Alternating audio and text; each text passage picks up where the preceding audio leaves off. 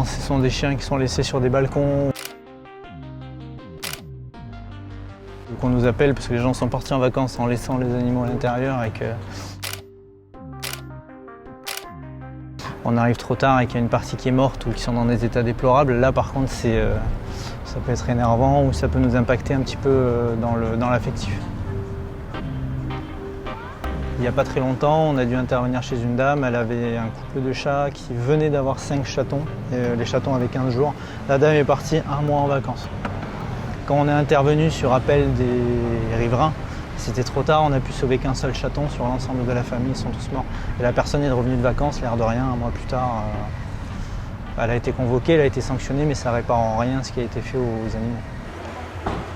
Là, il y a la SPA qui m'envoie un message parce qu'a priori, ils ont un individu contre qui il y a eu 4 signalements.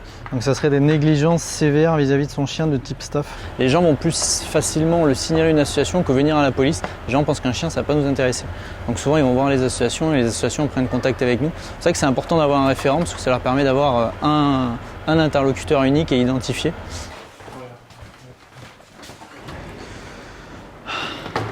C'est quoi la proportion terrain, enquête au bureau?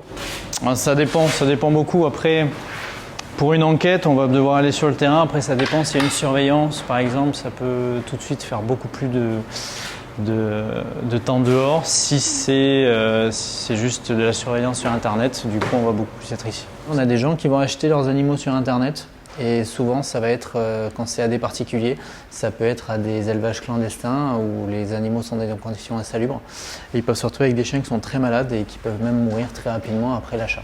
Là, typiquement, on a une personne qui avait pris contact et qui avait acheté un chat directement sur Le Bon Coin. Le chat était même pas sevré, il a été retiré très tôt, il était malade, il est très vite mort après l'avoir récupéré. Et en effectuant une petite surveillance sur Internet, on s'est vite rendu compte que chaque jour, on allait avoir des annonces de la même personne.